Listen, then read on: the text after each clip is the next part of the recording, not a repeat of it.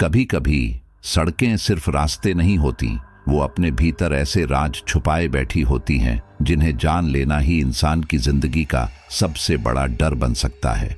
सोचिए, अगर आधी रात को आपका ट्रक अकेले जंगल की वीरान सड़क पर दौड़ रहा हो और अचानक आपको ऐसा लगे कि कोई अदृश्य बारात आपके चारों तरफ घूम रही है, क्या आप उस पल बच पाओगे?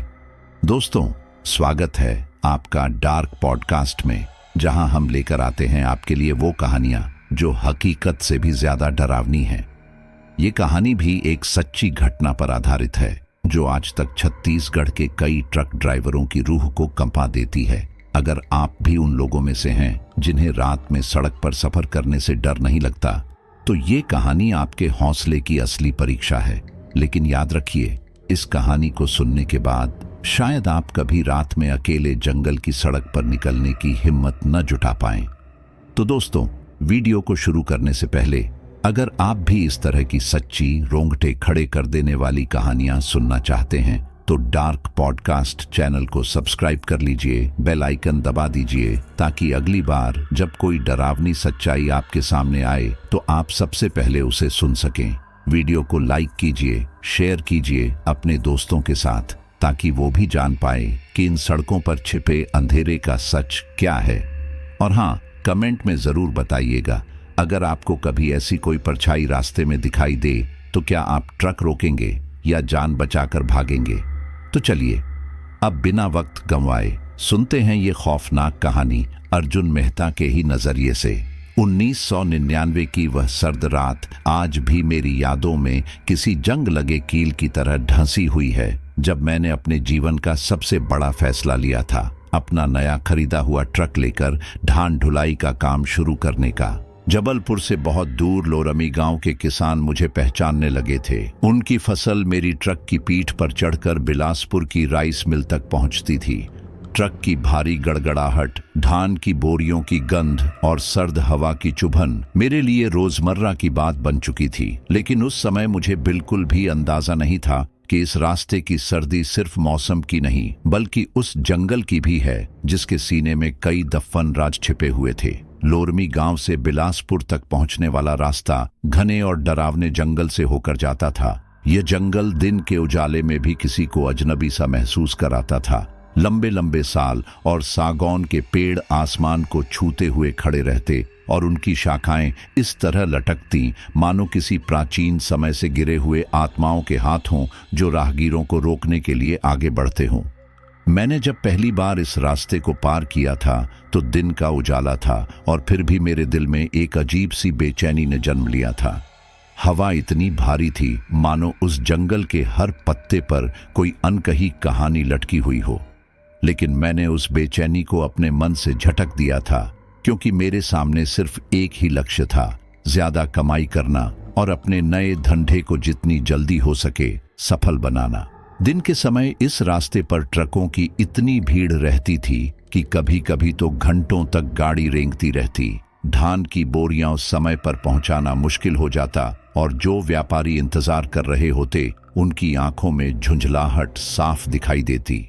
मुझे लगा कि अगर मैं इसी तरह चलता रहा तो मैं भी उन साधारण ड्राइवरों जैसा ही रह जाऊंगा जिनका कोई नाम नहीं होता, जिनकी मेहनत बस सर्दियों की ठंडी हवा में कहीं खो जाती है। तभी मेरे मन में एक विचार आया, अगर मैं रात को इस जंगल वाले रास्ते से निकलूं तो ट्रकों की भीड़ से बच जाऊंगा, सामान समय पर पहुंचा दूंगा और साथ ही साथ उन व्यापारियों की नजर में मेरी अलग पहचान बनेगी।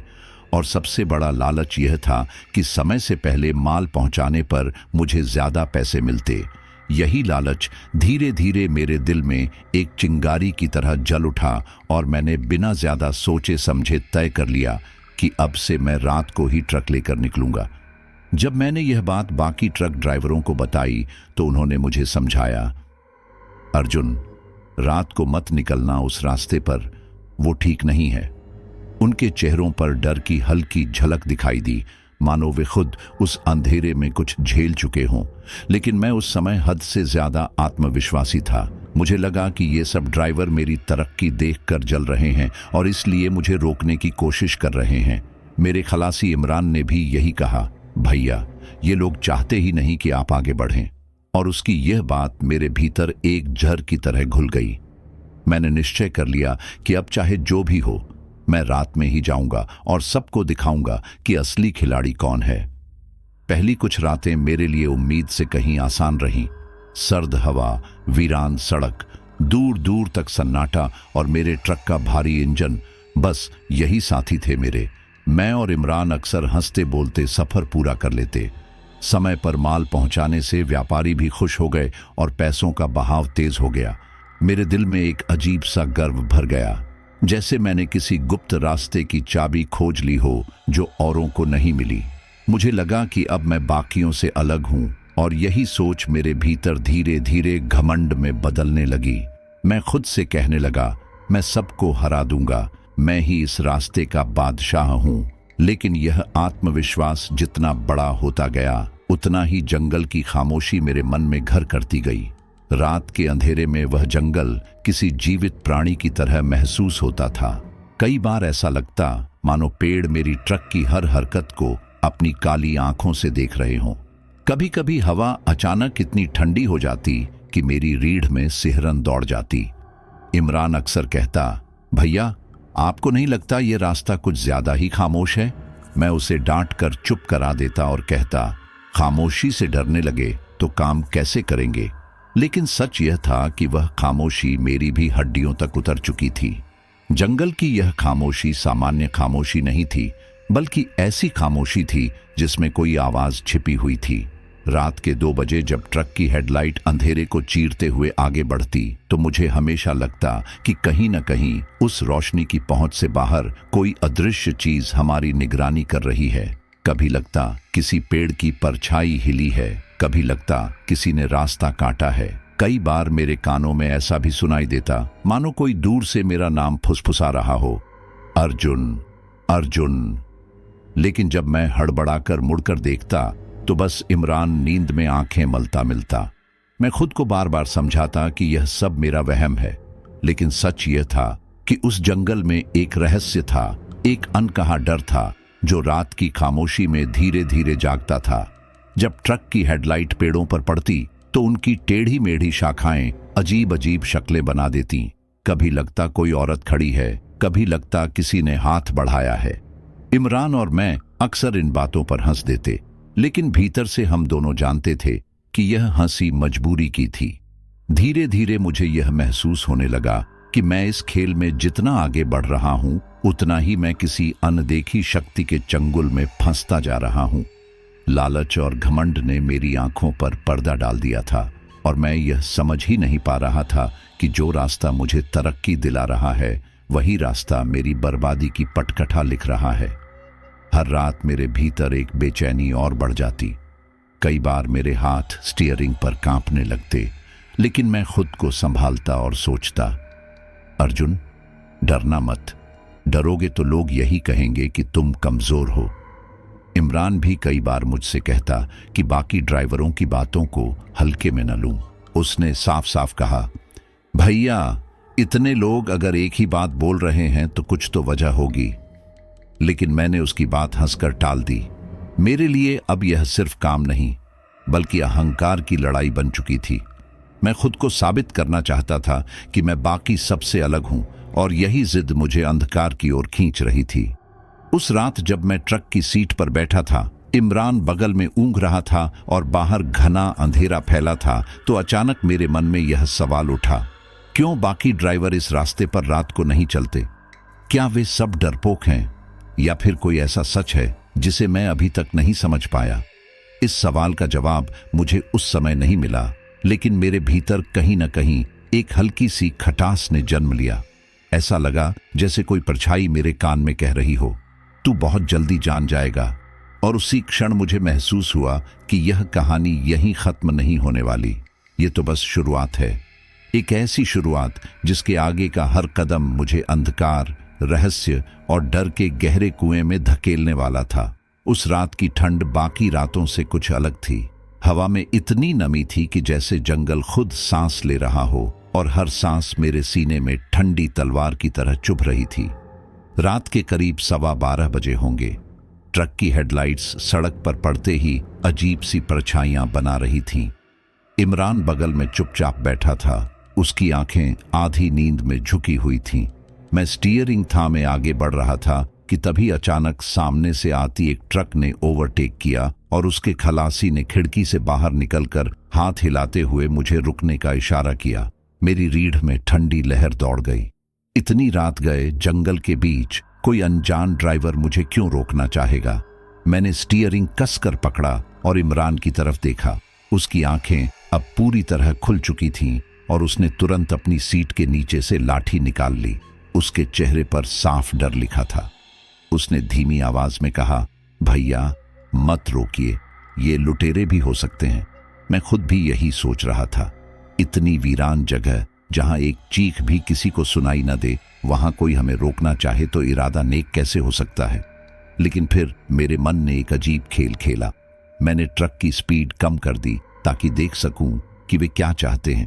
तभी आगे वाले ट्रक के खलासी ने फिर हाथ देकर इशारा किया और चिल्लाकर कहा, भैया आपकी 3 बोरी पीछे गिर गई है, देख लीजिए। उसके शब्द रात की खामोशी को चीरते हुए मेरे कानों तक पहुंचे। मेरे दिमाग में घंटियां बजने लगीं। क्या सचमुच मेरी बोरी गिरी है? मैंने तो ट्रक अच्छे से बांधा था, फिर कैसे गिर सकती है? लेकिन शक और डर के बीच मैंने ट्रक को धीरे से रोका। इमरान बगल में तैयार खड़ा था। उसकी लाठी अब उसके हाथ में कसकर जकड़ी हुई थी। मैंने धीरे से खिड़की से बाहर झांक कर देखा। सड़क सुनसान थी, दूर दूर तक कोई आवाज नहीं, बस वो सामने वाला ट्रक खड़ा था। मैंने इमरान से कहा, चलो देखते हैं, और हम दोनों ट्रक से उतरे। सर्द हवा चेहरे पर ऐसे लग रही थी जैसे कोई अदृश्य हाथ हमारे गाल सहला रहा हो। सड़क किनारे घुप अंधेरा था और मेरी टॉर्च की हल्की रोशनी में सामने एक कुआं दिखाई दिया। उसी कुएं के पास 3 बोरी पड़ी थी। मेरे पैरों में जैसे ताकत ही खत्म हो गई। इतनी बड़ी सड़क पर इतने भारी ट्रक से बोरियां गिरे और मुझे पता भी न चले, यह असंभव सा लग रहा था। फिर भी हम दोनों ने मिलकर बोरी उठाई और ट्रक में रख दी। काम पूरा होते ही मैंने पीछे देखा। आगे वाला ट्रक गायब था। न उसकी लाइटें, न इंजन की आवाज, बस सन्नाटा, मानो उसने हमें रुकवाया ही ना हो। मेरी टॉर्च कांप रही थी और दिल की धड़कनें कानों में हथौड़े की तरह बज रही थी। मैंने इमरान की तरफ देखा। उसके चेहरे पर पसीना था, जबकि ठंड इतनी थी कि सांस से धुंध निकल रही थी। उसने धीरे से कहा, भैया मुझे अच्छा नहीं लग रहा, चलिए यहां से। मैंने बिना कुछ बोले ट्रक स्टार्ट किया और गाड़ी आगे बढ़ाई। पूरी रात मेरे दिमाग में वही ख्याल घूमता रहा, आखिर उस ट्रक वाले ने मुझे क्यों रोका और वो अचानक कहाँ गायब हो गया। सुबह जब हम लोरमी वापस लौटे तो इमरान बिस्तर पर गिर गया। उसका चेहरा पीला पड़ चुका था और उसे तेज बुखार हो गया। उसकी आंखें लाल थीं, जैसे सारी रात जागा हो। वह बार बार कहता, भैया उस कुएं के पास कुछ ठीक नहीं था, वहां कुछ था जो हमें देख रहा था। मैंने उसे चुप कराया और कहा कि यह सब थकान का असर है, लेकिन सच तो यह था कि मेरे मन में भी वही डर गहराई तक बैठ चुका था। अगली रात माल फिर तैयार था। मैं अकेले निकलने को तैयार हुआ तो इमरान ने मेरी बांह पकड़ ली।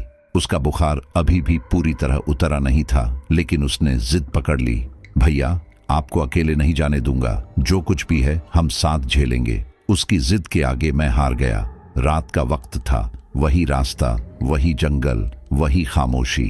ट्रक की गड़गड़ाहट सन्नाटे को और गहरा कर रही थी। जैसे ही हम उस जगह पहुंचे जहां पिछली रात बोरियां गिरी थीं, अचानक ट्रक के पीछे से जोर की धमक सुनाई दी। गाड़ी हिल गई। मैंने तुरंत ट्रक रोका और नीचे उतरा।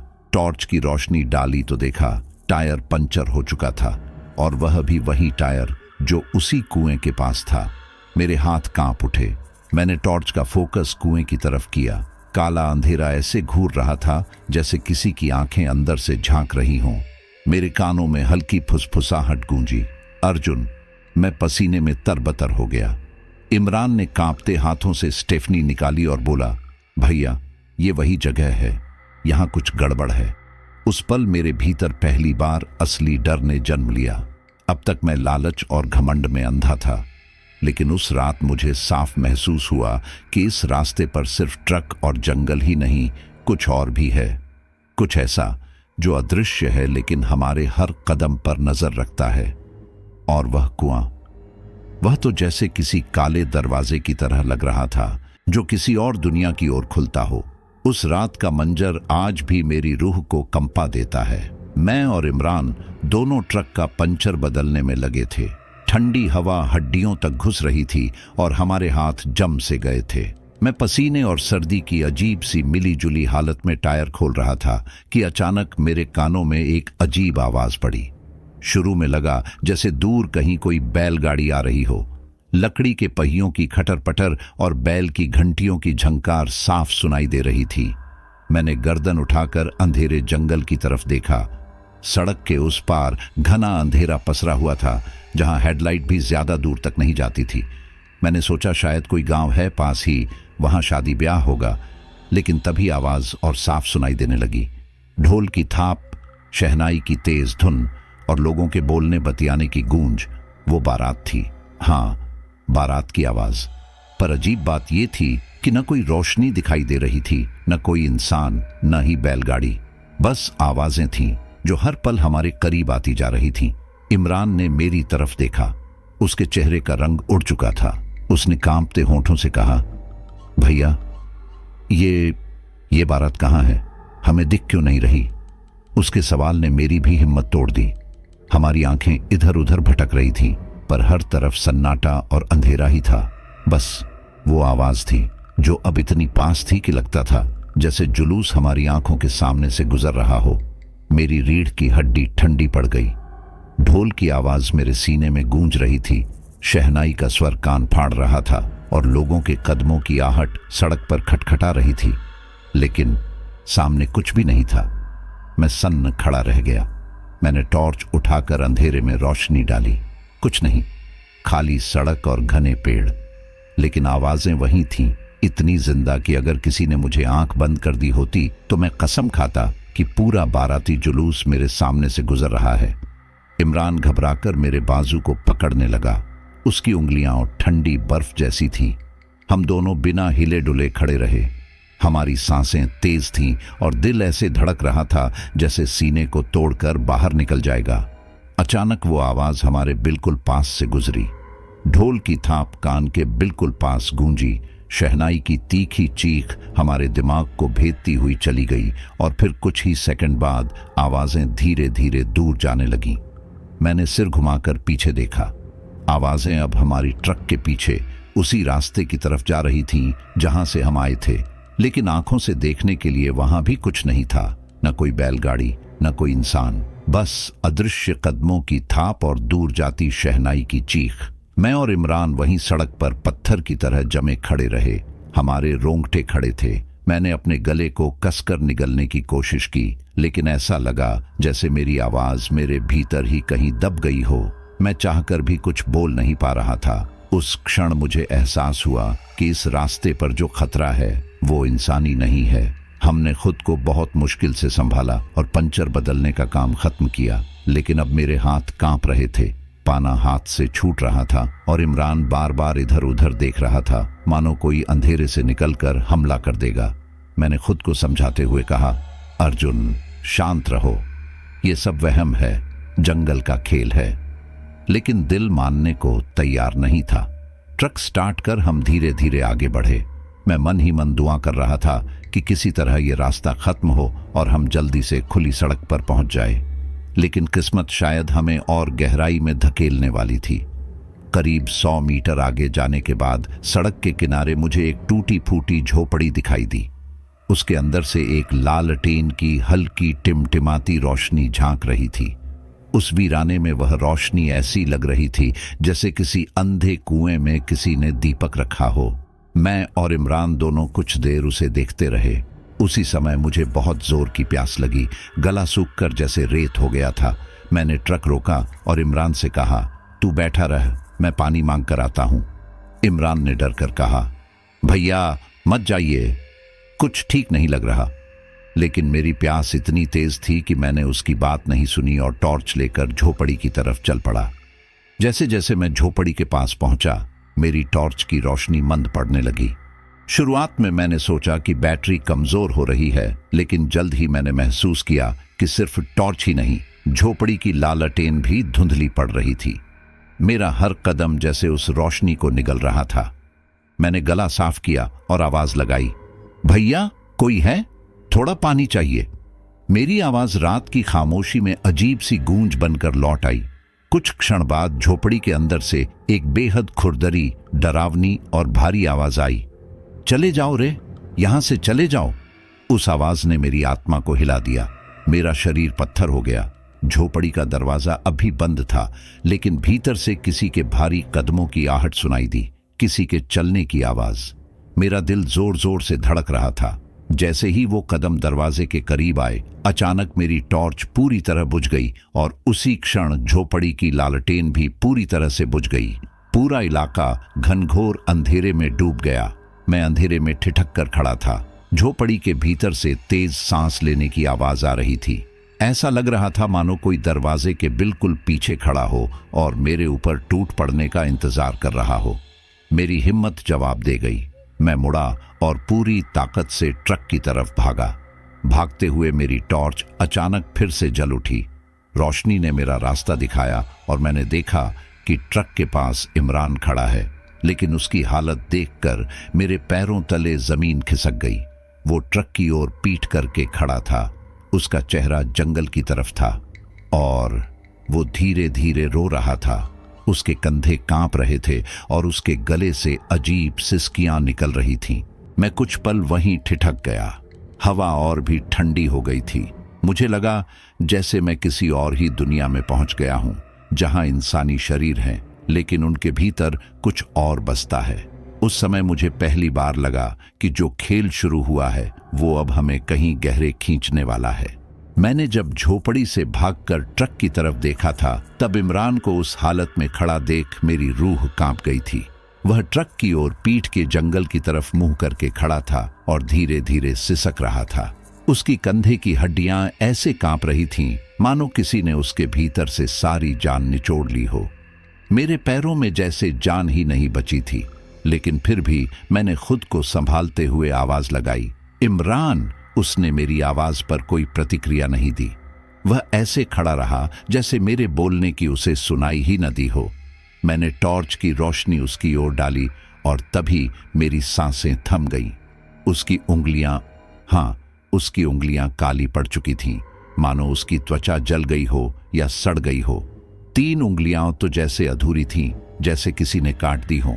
वह नजारा ऐसा था कि मेरे गले से आवाज तक नहीं निकली। मैं धीरे धीरे उसकी तरफ बढ़ने ही वाला था कि अचानक उसने हल्की सी कराह निकाली और अगले ही पल वह दौड़ पड़ा। उसके कदम जंगल की ओर भागे। उसकी गति इतनी तेज थी कि मुझे लगा मानो वह इंसान नहीं बल्कि कोई छाया हो। पलक झपकते ही वह घने अंधेरे में गायब हो गया। मैं कुछ पल स्तब्ध खड़ा रह गया। टॉर्च की रोशनी पेड़ों के बीच अंधेरे को चीरने की कोशिश करती रही, लेकिन मुझे इमरान का कहीं नामो निशान नहीं दिखा। फिर भी मैं साफ साफ उसकी चीखें सुन पा रहा था।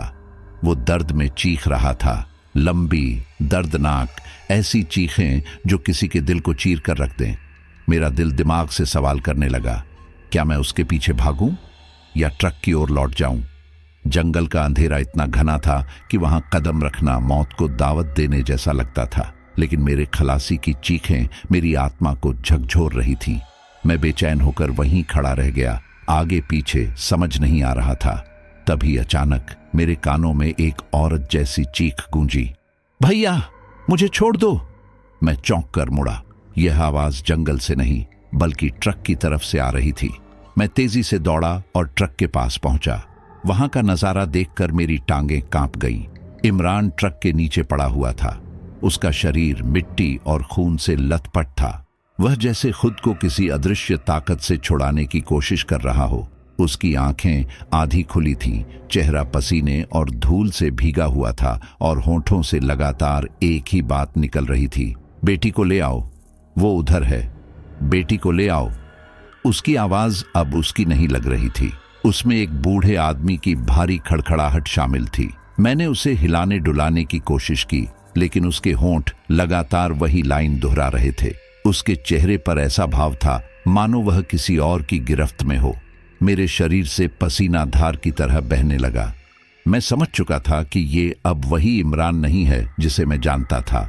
कोई अनदेखी ताकत उस पर काबिज हो चुकी थी। मैं घुटनों के बल बैठा और उसकी आंखों में झांकने लगा।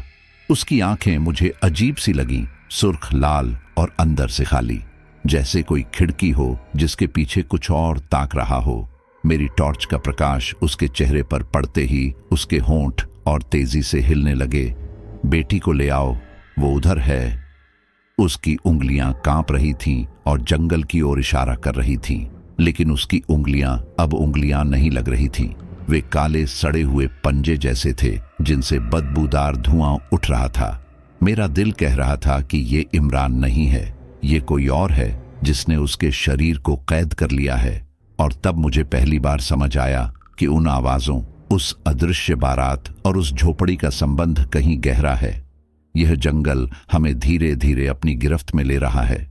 मैंने पूरी ताकत लगाकर इमरान को ट्रक के बाहर से खींचकर सीट पर बिठाया। वह कमजोर पड़ा रहा, लेकिन होंठों से वही बड़बड़ाहट निकलती रही। मेरा मन कांप उठा। मैं खुद से कहता रहा, अर्जुन कुछ कर, नहीं तो आज रात हम दोनों इसी जंगल का हिस्सा बन जाएंगे। और तभी उसने अपनी गर्दन मोड़ी और मेरी तरफ सीधी नजर डाली। उस नजर में इंसानियत नहीं थी, वह नजर गहरी, ठंडी और बेरहम थी। उसने अपने फटे होंठों से वही लाइन फिर से दोहराई, बेटी को ले आओ। और उसकी आवाज अब मेरे कानों में नहीं बल्कि सीधे मेरे दिल में गूंज रही थी। उस क्षण मुझे पूरा यकीन हो गया कि मेरे साथी पर किसी आत्मा ने कब्जा कर लिया है। उस रात का वो मोड़ आज भी मेरी रग रग में खून जमा देता है। मैं ट्रक को धीरे धीरे उस कच्ची सड़क पर मोड़ रहा था। हेडलाइट अंधेरे को चीरती हुई सामने का रास्ता दिखा रही थी। इमरान बगल में निढाल सा पड़ा था, लेकिन उसकी आंखों में अजीब सी चमक तैर रही थी। मैं पूरी तरह डरा हुआ था क्योंकि उसके होंठ बार बार वही शब्द दोहरा रहे थे, बेटी को ले आओ। मैं सोच ही रहा था कि अब आगे क्या होगा कि तभी मेरी नजर उस सड़क के किनारे पड़े बांस पर पड़ी और मेरी सांस वहीं अटक गई। वो बांस लगभग 30-40 फीट ऊंचा था और उसके बिल्कुल शिखर पर एक औरत बैठी थी। हाँ, साफ साफ एक औरत। उसका शरीर बेहद दुबला पतला था, मानो हड्डियों पर बस खाल चढ़ी हो।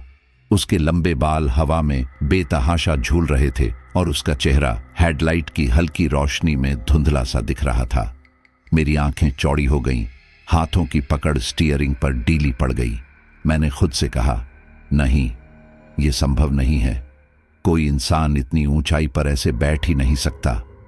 मैंने आंखें झपक कर दोबारा देखा।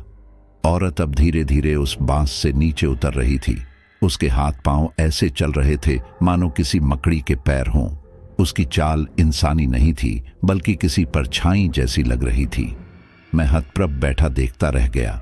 इमरान अचानक सीधा होकर बैठ गया। उसकी आवाज अब उसकी नहीं थी। भारी, खड़खड़ाती, डरावनी आवाज में उसने कहा, भैया, इसको ट्रक में बैठा लो। मेरे शरीर में जैसे किसी ने बर्फ डाल दी हो। मैंने साइड से उसकी तरफ देखा। उसकी आंखें पूरी लाल हो चुकी थीं, उनमें खून उतर आया था। उसकी नजरें मुझ पर नहीं थीं बल्कि उस औरत पर जमी हुई थीं जो अब बांस के निचले हिस्से तक पहुंच चुकी थी। मैं सन्न रह गया। वो औरत अब सड़क के बीचों बीच खड़ी थी। हमारी ट्रक से उसकी दूरी बस 20 मीटर रही होगी।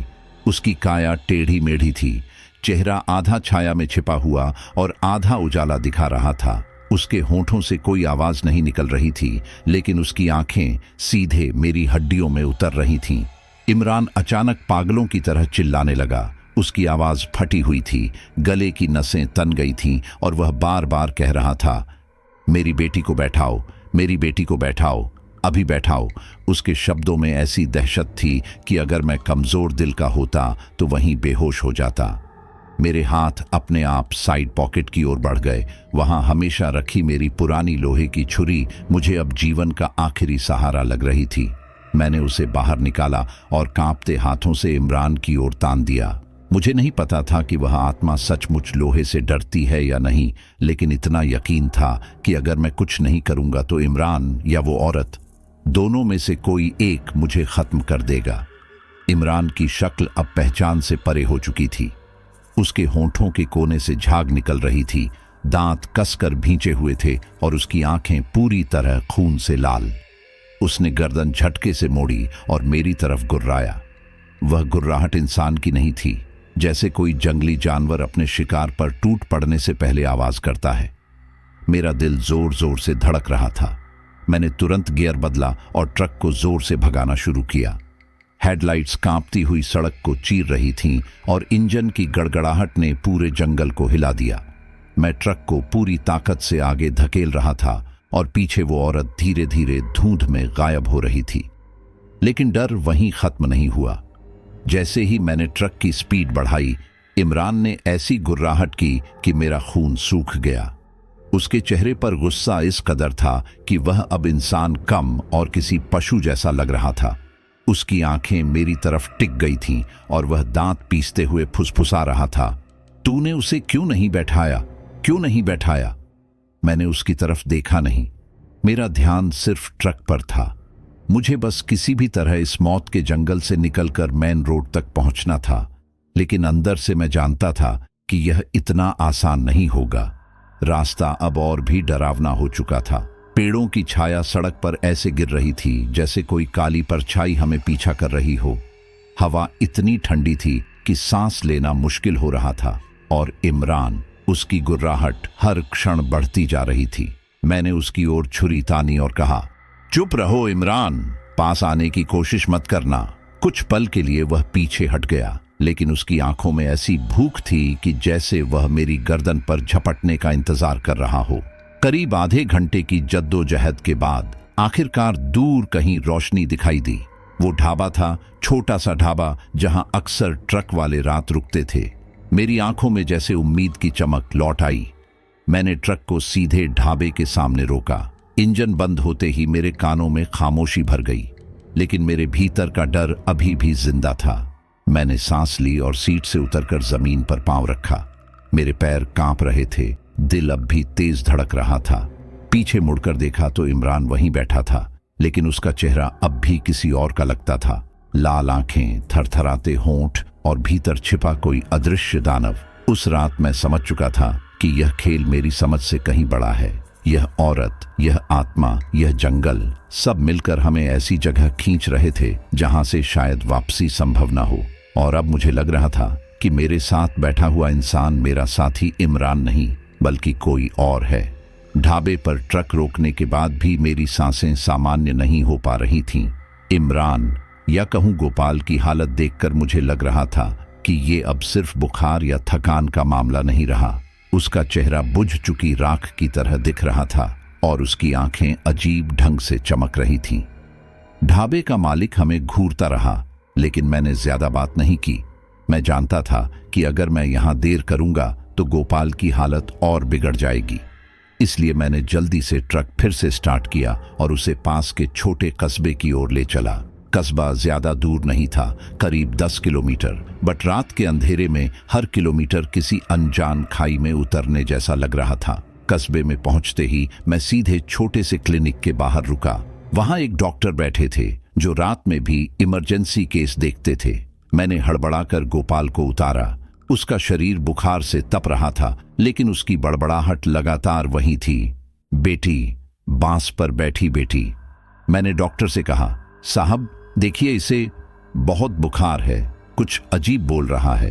डॉक्टर ने पहले थर्मामीटर लगाया, फिर उसकी आंखें टॉर्च से चेक की, लेकिन अगले ही पल उनका चेहरा गंभीर हो गया। उन्होंने धीमी आवाज में कहा, यह मेडिकल केस नहीं है, इसके ऊपर कुछ परछाई है। मेरे पैरों तले जमीन खिसक गई।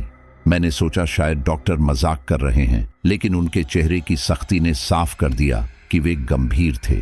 क्या मतलब? मैंने कांपती आवाज में पूछा। उन्होंने लंबी सांस लेकर कहा, इसका बुखार दवा से नहीं जाएगा। इसकी जो हालत है वो इंसानी बीमारी नहीं है, ये कुछ और है, कुछ ऐसा जो जंगल से जुड़ा है। गोपाल का शरीर तप रहा था, लेकिन उसकी जुबान लगातार वही शब्द दोहरा रही थी, बेटी, बांस पर बैठी बेटी। उसकी आंखें कभी खुलती, कभी बंद होती, और हर बार उनमें वही भयावह चमक लौट आती। मेरा दिल बैठता जा रहा था। मैं खुद को समझा रहा था कि ये सब वहम है, लेकिन अब तक जितना भी मैंने देखा था उसने मेरे यकीन को हिला दिया था। मैंने डॉक्टर से पूछा, तो अब क्या करें? उन्होंने मेरी ओर देखते हुए कहा, इसे किसी ओझा या बाबा को दिखाओ, मेरे बस का नहीं है। मैं थक कर वहीं कुर्सी पर बैठ गया। दिमाग में बस एक ही सवाल था, मैं यहां तक क्यों आया, क्यों मैंने रात का रास्ता चुना। सुबह होते ही मैं गोपाल को लेकर कस्बे की गलियों में घूमने लगा। गांव वाले मुझे देखकर आपस में फुसफुसाते। कुछ बूढ़े आदमी पास आए और बोले, भैया इसे उस जंगल से निकालना मुश्किल है। पीपर खोटी के जंगल में सालों से आत्माएं भटक रही हैं। जिसने भी उस रास्ते की रात देखी है वो या तो वापस नहीं लौटा या फिर जिंदा लौटा तो अपनी अक्ल खो बैठा। मैंने हतप्रभ होकर पूछा, मतलब क्या सचमुच वहां? एक बुजुर्ग ने मेरी आंखों में झांकते हुए कहा, हाँ सचमुच।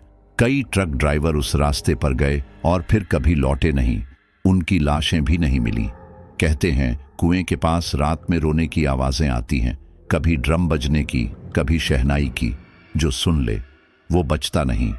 मेरे शरीर में झुरझुरी दौड़ गई। मुझे पिछली रात की अदृश्य बारात याद आ गई।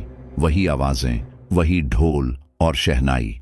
मुझे अब पहली बार मानना पड़ा कि यह सब महज अंधविश्वास नहीं है, ये हकीकत है। गोपाल की हालत बदतर होती जा रही थी। उसके शरीर पर अजीब नीले काले निशान उभरने लगे थे। पहले तो मैंने सोचा कि शायद बुखार की वजह से खून का थक्का जम रहा है, लेकिन फिर समझ आया कि यह सामान्य नहीं है। वे निशान गोल गोल आकार में थे, जैसे किसी ने उसके शरीर पर जलती हुई अंगारियां रख दी हों। उसका शरीर कांपता रहता और हर थोड़ी देर में वह चीख कर कहता, बेटी, मुझे मेरी बेटी चाहिए। मैं उसकी आंखों में झांकता तो लगता कोई बूढ़ा आदमी उसके भीतर से मुझे देख रहा है। उसकी आवाज, उसकी आंखें, उसका चेहरा सब बदल चुके थे।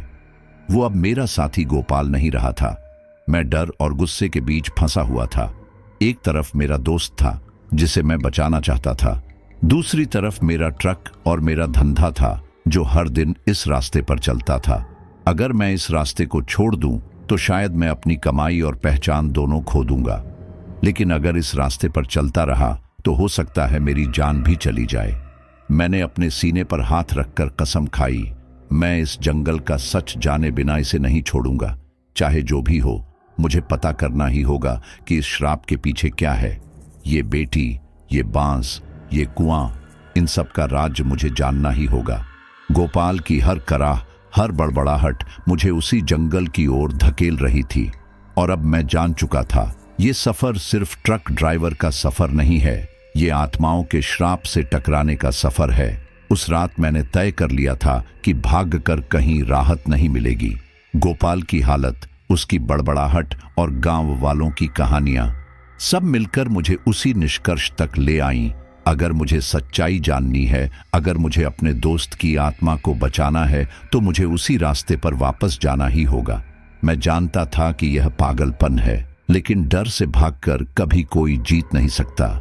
मैंने ट्रक अकेले स्टार्ट किया। गोपाल को कस्बे में डॉक्टर और गांव वालों के हवाले कराया था। मेरी आंखों में सिर्फ एक ही लक्ष्य था, उस जंगल का सच जानना। इंजन की गड़गड़ाहट में मेरा दिल तेजी से धड़क रहा था। रात घनी हो चली थी और आसमान पर बादल इस तरह फैले थे कि चांद की रोशनी भी दब चुकी थी। जैसे ही मैं पीपर खोटी के जंगल की सीमा में दाखिल हुआ, वही आवाज फिर से सुनाई दी, पहले धीमी, फिर और साफ। लकड़ी के पहिए खटर पटर कर रहे थे, बैलों की घंटियां बज रही थीं, ढोल की थाप गूंज रही थी और शहनाई की चीख पूरे माहौल को चीर रही थी। यह वही आवाज थी जिसने पहली बार मेरी आत्मा को हिला दिया था। लेकिन इस बार मैंने भागने का नहीं, सामना करने का फैसला किया था। मैंने ट्रक को सड़क के किनारे रोका और टॉर्च उठाई। गला सूख रहा था, पैर कांप रहे थे, लेकिन मैं अंधेरे में कदम बढ़ा चुका था। आवाजें पास ही कहीं थीं। मैंने टॉर्च की रोशनी घने पेड़ों के बीच डाली और मेरी सांस वहीं अटक गई।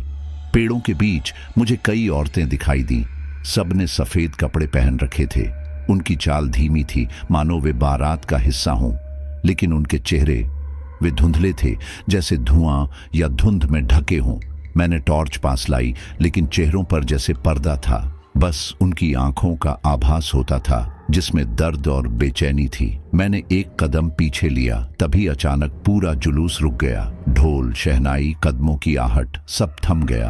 अगले ही पल मेरे चारों तरफ वही आवाजें फिर गूंजने लगी, लेकिन इस बार अदृश्य थी। मेरे चारों ओर अदृश्य बारात घूम रही थी।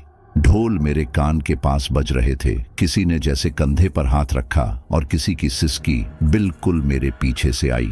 मैं चारों तरफ घूम घूम कर टॉर्च डाल रहा था, लेकिन कोई दिखता नहीं था। डर की जकड़न में मेरा दम घुटने लगा। मैं भागते हुए वापस ट्रक तक पहुंचा और जैसे ही दरवाजा खोला वह अपने आप धड़ाम से बंद हो गया। मैंने चीखते हुए हैंडल पकड़ा, लेकिन दरवाजा बाहर से बंद था। उसी समय शीशे पर धुंध जमने लगी और उस पर किसी ने उंगलियों से लिखा, हमें मुक्ति चाहिए। मैंने पसीने से तरबतर होकर वो शब्द पढ़े, हमें मुक्ति चाहिए। मेरे भीतर अजीब सी सिहरन दौड़ गई। अब मुझे समझ आया, ये आत्माएं बदले या खून की नहीं, बल्कि मुक्ति की तलाश में हैं। वे चाहती हैं कि कोई उनका अधूरा काम पूरा करे। मेरे दिल में डर अभी भी जिंदा था, लेकिन अब उसके साथ गुस्सा भी था। मैंने मुट्ठी भींचकर खुद से कहा, ठीक है, अगर यही रास्ता है तो मैं पूरा करूंगा। चाहे जो करना पड़े, मैं इन आत्माओं को शांति दिलाकर ही रहूंगा। तभी गोपाल बचेगा, तभी ये श्राप टूटेगा।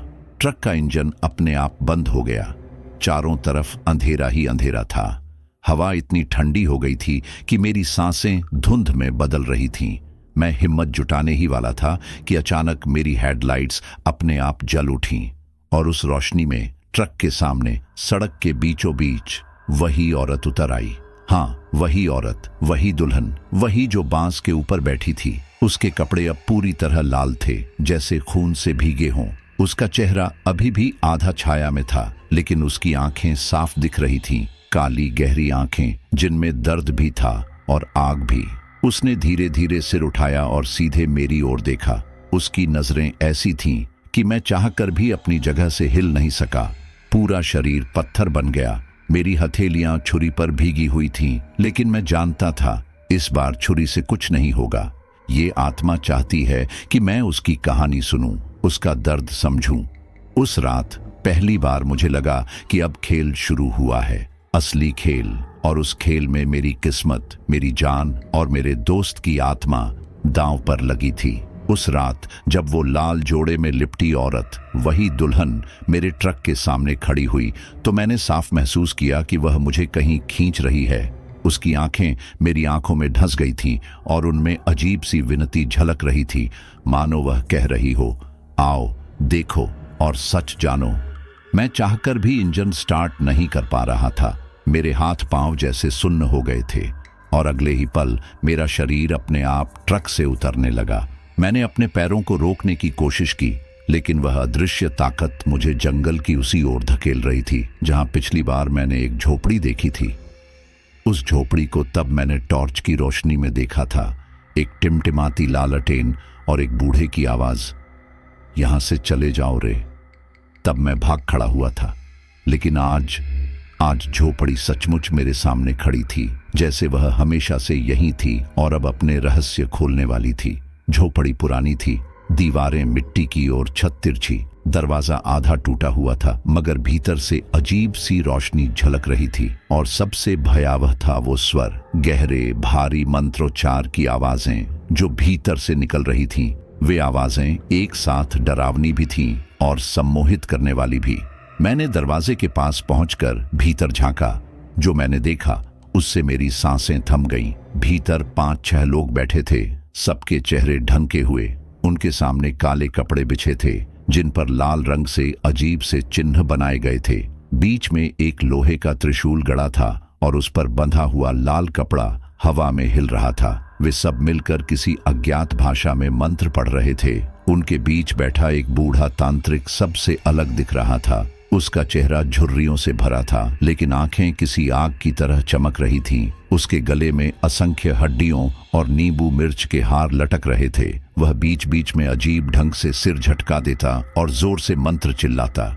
मेरा दिल कह रहा था कि मैं यहां से भाग जाऊं, लेकिन पांव वहीं गड़े हुए थे। तभी अचानक बूढ़े तांत्रिक की आंखें सीधे मुझ पर टिक गईं।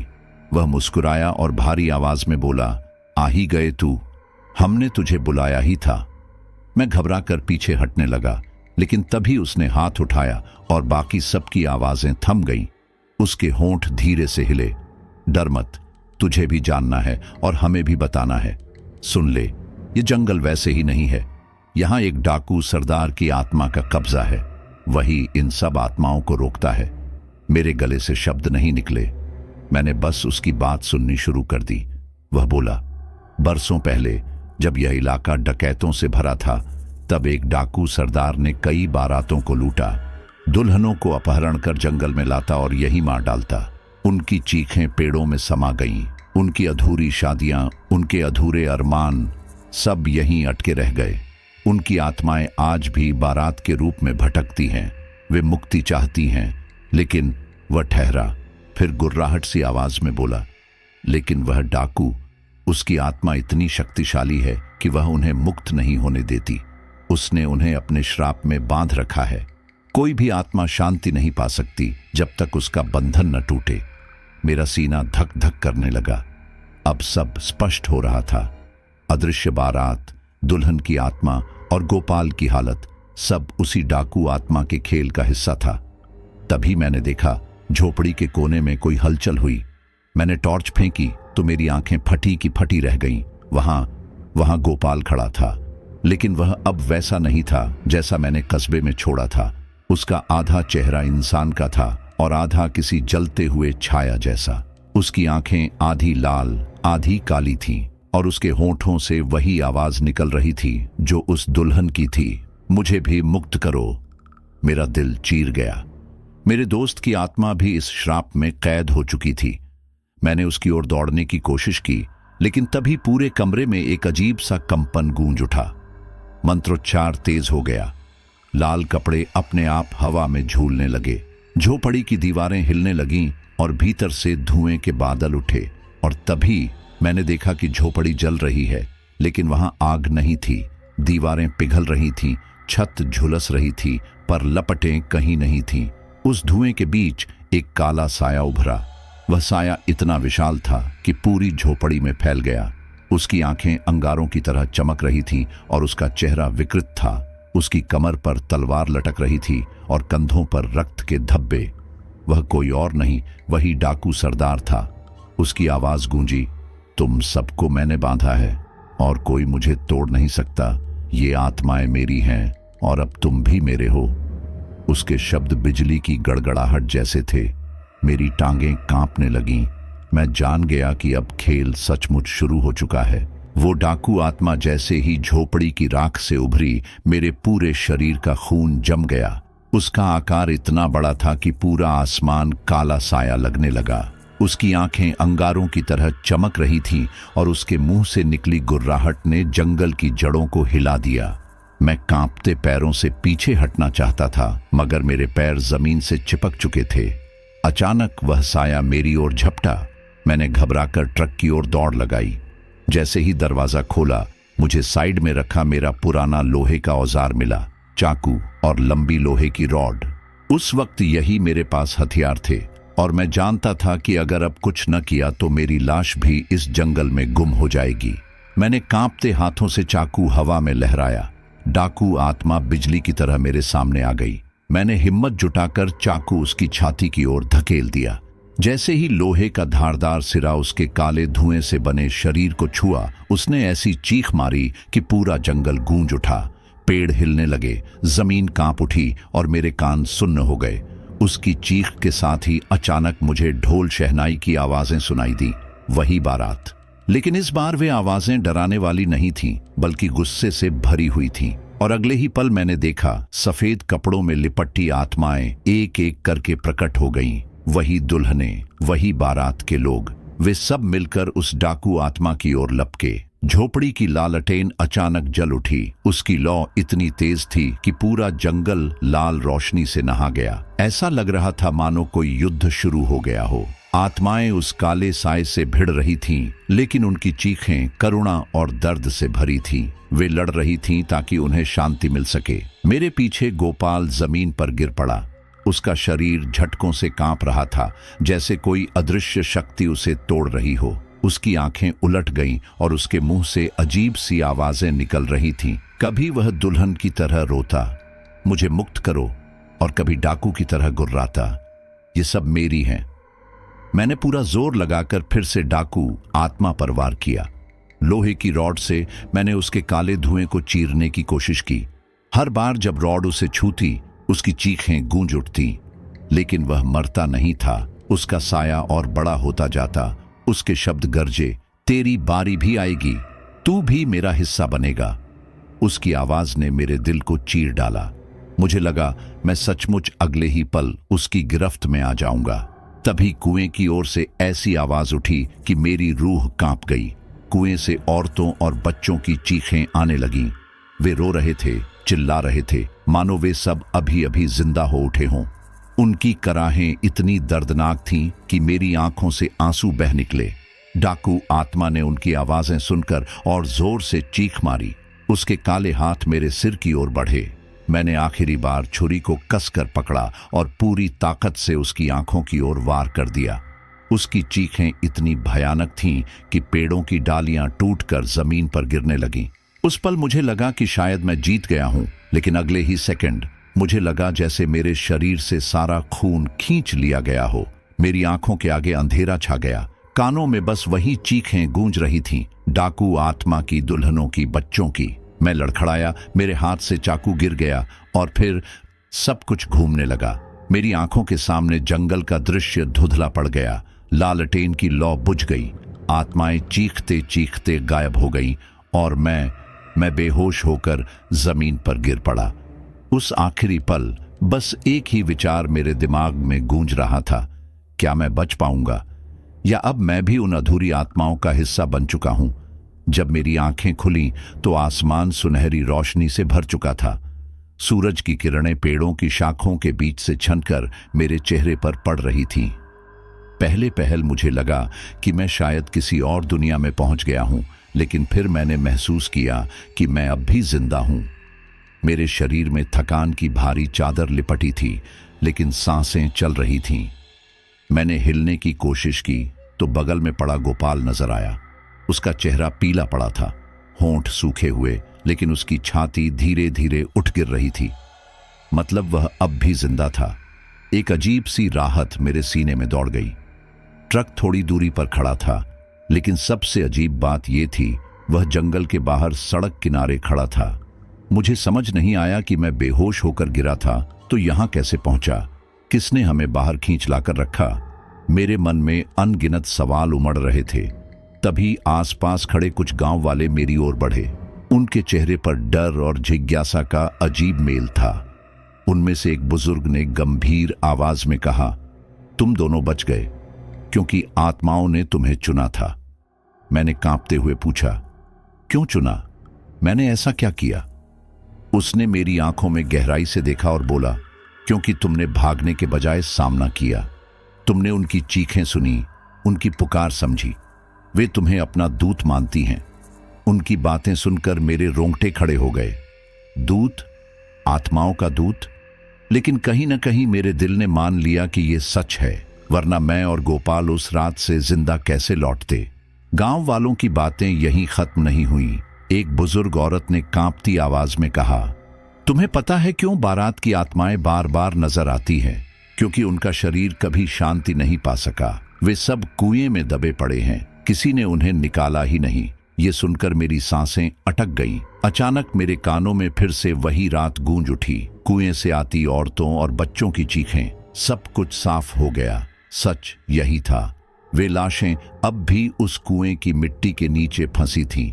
उस वक्त मैंने ठान लिया कि इस सच को दुनिया के सामने लाना ही होगा। मैंने प्रशासन से संपर्क किया, गांव वालों को इकट्ठा किया। बहुत मान मनौवल और बहस के बाद आखिरकार उसी दिन शाम तक कुएं को खुदवाने का काम शुरू हुआ। खुदाई जैसे जैसे गहराई तक पहुंची, हवा का बोझ और भारी होता गया। मजदूरों के चेहरे पीले पड़ते जा रहे थे। और फिर कुदाल की नोक ने किसी कठोर चीज को छुआ। जैसे ही मिट्टी हटाई गई, वहां से पहला कंकाल निकला। उसके सिर पर टूटा हुआ सेहरा अब भी लटक रहा था। फिर दूसरा कंकाल, फिर तीसरा, और फिर ढेर सारे औरतों के, बच्चों के, जवानों के।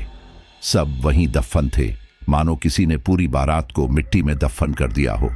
एक मजदूर ने कांपते हाथों से मिट्टी हटाई और उसमें से एक दुल्हन का टूटा हुआ घूंघट निकला। उस घूंघट पर अब भी लाल रंग के धब्बे जमे थे। उसे देखते ही मेरी रूह कांप उठी। वही घूंघट, वही दुल्हन जो बार बार मुझे दिखाई दी थी। गांव के पुजारी को बुलाया गया। प्रशासन की मौजूदगी में सभी कंकालों का अंतिम संस्कार किया गया। लकड़ियों की चिता जली तो ऐसा लगा मानो जंगल का बोझ हल्का हो रहा है। लपटें आसमान तक उठीं और उनके साथ जाने कितनी आत्माओं की चीखें भी हवा में विलीन हो गईं। उस रात जब मैं थका हारा ढाबे पर सोया तो मुझे सपना आया। सपना इतना स्पष्ट था कि मैं कह सकता हूं वह हकीकत ही थी। मैंने देखा वही बारात, वही ढोल शहनाई, लेकिन इस बार उनके चेहरे डरावने नहीं थे। वे सब मुस्कुरा रहे थे। दुल्हन ने हाथ जोड़कर मेरी ओर झुककर प्रणाम किया और फिर सब धुंध की तरह आसमान में घुलकर गायब हो गए। अगली सुबह गोपाल ने धीरे धीरे आंखें खोली। उसका बुखार उतर चुका था। वह अब सामान्य बोलने लगा, लेकिन उसकी उंगलियां वे काली और जली हुई रह गईं। चाहे जितना भी इलाज हुआ वे कभी ठीक न हो सकी। शायद वह श्राप का आखिरी निशान था। मैंने गोपाल की हथेली अपने हाथ में थामी और खुद से वादा किया, अब कभी इस रास्ते पर रात में नहीं जाऊंगा। चाहे कितनी भी कमाई हो, चाहे कितना भी फायदा हो। मैंने देखा है कि यह रास्ता सिर्फ मौत और खून की गंध देता है। मैंने समझ लिया कि लालच इंसान को वहां तक ले जाता है जहां से वापसी मुश्किल होती है, और मैं अब वो गलती दोबारा नहीं करूंगा। लेकिन कहानी यहीं खत्म नहीं हुई। कुछ हफ्तों बाद जब सब सामान्य हो चुका था, मैं एक बार फिर ट्रक लेकर उसी सड़क से गुजरा। इस बार दिन का उजाला था, आसमान साफ था। मैं निश्चिंत होकर ड्राइव कर रहा था, लेकिन तभी ट्रक का शीशा धुंधला हुआ और उस पर उभर आए कुछ शब्द। मैंने कांपते हाथों से देखा। वहां लिखा था, हम लौटेंगे। उस एक वाक्य ने मेरी आत्मा को फिर से झकझोर दिया। क्या सचमुच यह अंत था या फिर किसी और शुरुआत की आहट? तो दोस्तों, ये थी हमारी आज की खौफनाक कहानी। सोचकर देखिए, एक जंगल, एक कुआं और अधूरी बारात की चीखें। कितनी सारी जिंदगियां उसी अंधेरे में कैद होकर रह गईं। अर्जुन मेहता तो बच निकले, लेकिन उनके ट्रक के शीशे पर लिखा वो एक वाक्य, हम लौटेंगे, अब भी इस बात का सबूत है कि यह श्राप पूरी तरह खत्म नहीं हुआ। सवाल ये है, अगली बार जब कोई ड्राइवर उस रास्ते से गुजरेगा तो क्या वो भी इस खेल का हिस्सा बन जाएगा? अगर आपको यह कहानी दिल दहला देने वाली लगी हो तो अभी इसी वक्त इस वीडियो को लाइक कर दीजिए। अपने दोस्तों और फैमिली के साथ शेयर कीजिए ताकि वो भी इस सच्चाई से वाकिफ हो सकें। और हाँ, नीचे कमेंट में जरूर बताइएगा, अगर आप अर्जुन की जगह होते तो क्या हिम्मत दिखाते या डर कर भाग जाते? और सबसे जरूरी बात, अगर आप भी ऐसी ही सच्ची, रहस्यमयी और डरावनी कहानियां सुनना चाहते हैं तो डार्क पॉडकास्ट चैनल को सब्सक्राइब करना मत भूलिएगा और बेल आइकन दबा दीजिए ताकि अगली बार जब अंधेरे से कोई नई कहानी बाहर आए तो सबसे पहले वही आपके कानों तक पहुंचे। तो दोस्तों, अगली बार फिर मिलेंगे एक और डरावनी, रहस्यमयी और सच्ची कहानी के साथ। तब तक याद रखिए, हर रास्ता सुरक्षित नहीं होता।